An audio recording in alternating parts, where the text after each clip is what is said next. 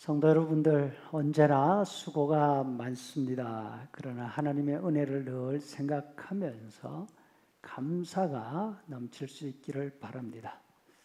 오늘도 정성으로 가정 예배 드리도록 하지요. 하늘에 계신 우리 아버지, 아버지의 이름을 거룩하게 하시며 아버지의 나라가 오게 하시며 아버지의 뜻이 하늘에서와 같이 땅에서도 이루어지게 하소서. 오늘 우리에게 일용할 양식을 주시고 우리가 우리에게 잘못한 사람을 용서하여 준 것 같이 우리 죄를 용서하여 주시고 우리를 시험에 빠지지 않게 하시고 악에서 구하소서. 나라와 권능과 영광이 영원히 아버지의 것입니다. 아멘. 다 함께 찬양하도록 하겠습니다.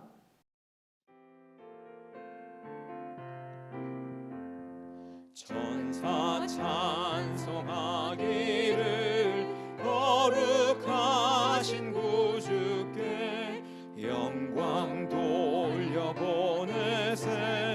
구주 오늘 나셨네. 크고 작은 나라들 기뻐와 답하여라. 영광 받을 왕의 왕 베들레헴에 나신 주. 영광 받을 왕의 왕 베들레헴에 나신 주.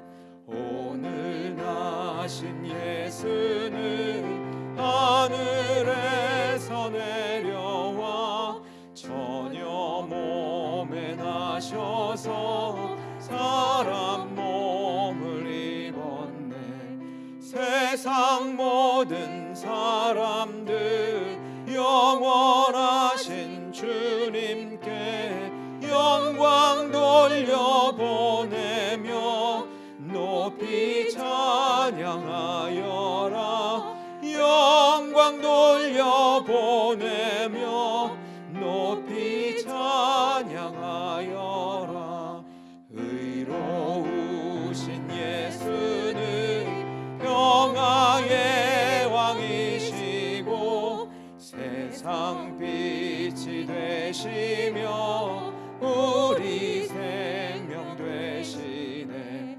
죄인들을 불러서 거듭나게 하시고 영생하게 하시니 왕께 찬양하여라. 영생하게 하시니 왕께 찬양하여라.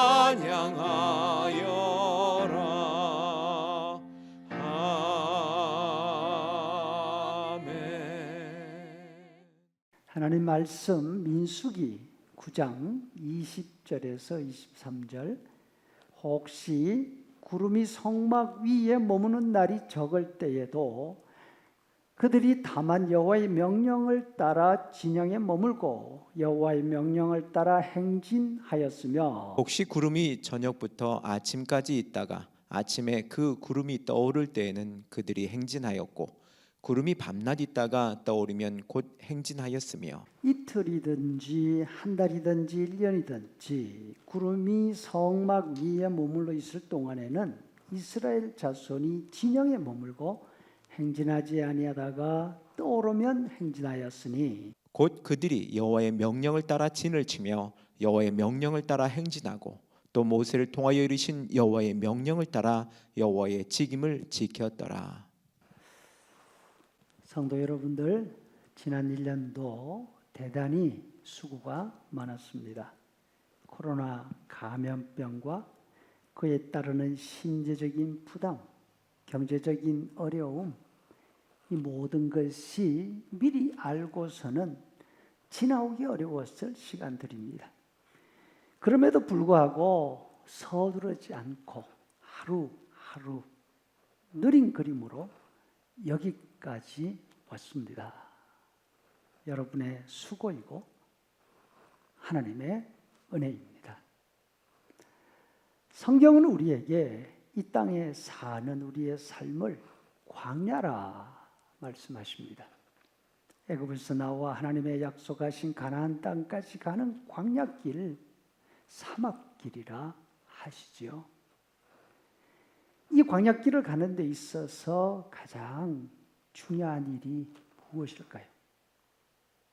민수기 9장 15절에서 23절은 민수기 전체 내용에 대한 요약인데 여기에 그 대답이 있습니다.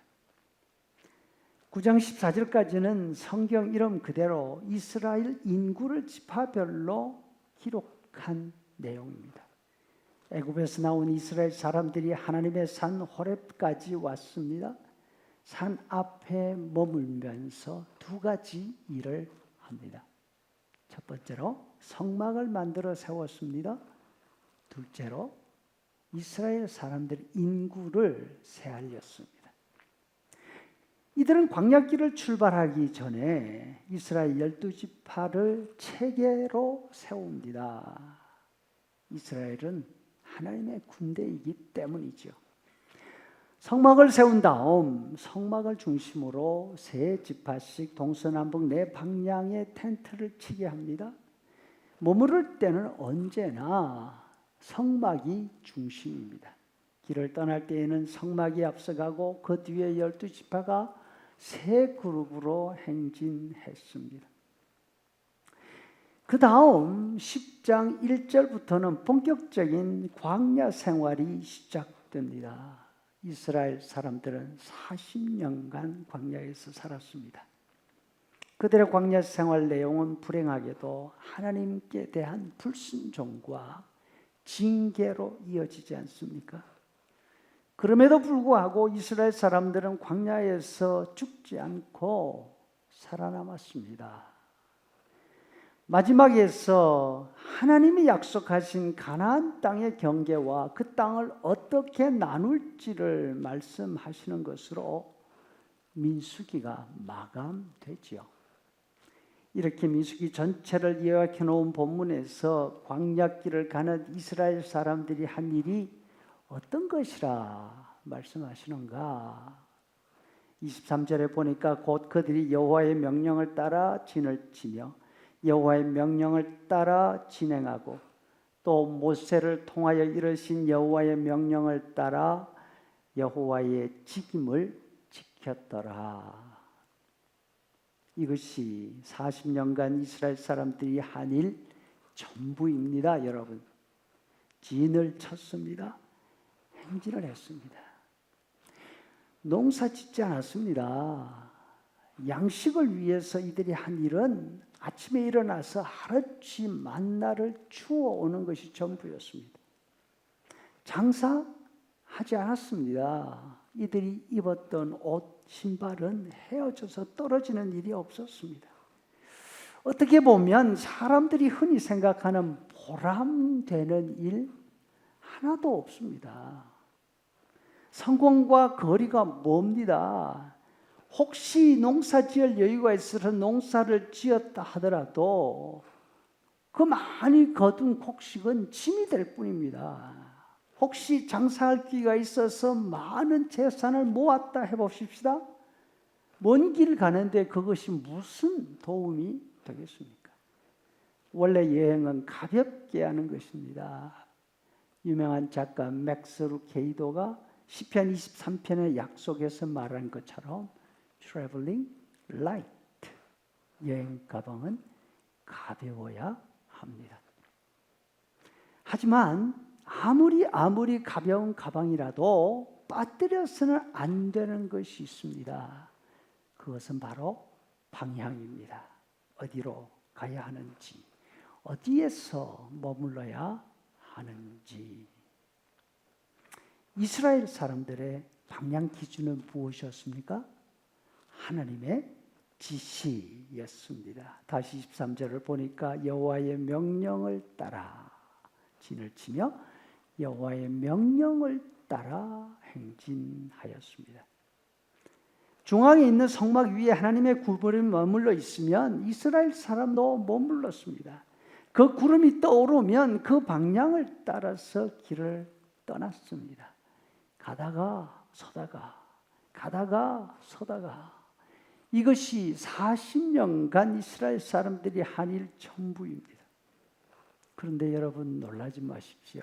성경은 바로 이것, 가다가 서다가, 이것이 모세를 통해서 하나님이 주신 여호와의 직임이라, 하나님께서 맡기신 사명이라 하십니다. 23절 하반절, 그들이 모세를 통하여 이르신 여호와의 명령을 따라 여호와의 직임을 지켰더라.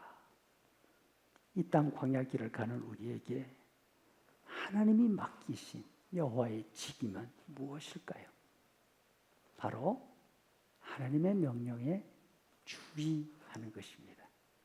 그 명령이 머물러 하는 곳에서 머물고 가라 하시는 곳에서 가는 것입니다. 우리는 무엇을 했는가? 우리가 한 일이 얼마나 위대한가? 거기에 집중합니다. 물론 우리도 하나님의 은혜로 모세처럼 여호수아처럼 큰 일을 이룰 수 있으면 감사할 일이죠. 하지만 우리들 가운데 대부분은 옛날 광야길을 걸어갔던 99.9% 이스라엘 사람들처럼 이름 없는 평범한 사람들입니다. 아침에 일어나서 일 나가고 저녁에 들어와서 쉬입니다. 우리가 하는 일에 사람들이 그렇게 관심 가지지 않습니다. 하지만 평범한 일상을 살되 하나님의 명령을 따라하는 것, 이것이 하나님께서 맡기신 일, 여호와의 직임임을 기억하십시다. 올 한 해와 마찬가지로 내년에도 변함없이 하나님의 말씀과 하나님의 마음을 알고 평범한 일상 가운데서 하나님께서 맡기신 여호와의 직임을 다 이루어 드리는 우리가 되기를 바랍니다. 이제는 우리 구주 예수 그리스도의 은혜와 아버지 하나님의 크신 사랑과 성령의 인도 교제 충만케 하심이, 큰일 못해도 위대한 일 못해도 하나님의 지시하심에 귀 기울이고 그것을 따라 하루하루 살아가는 사랑하는 성도들의 머리 위에 영원토록 함께 있을지어다. 아멘.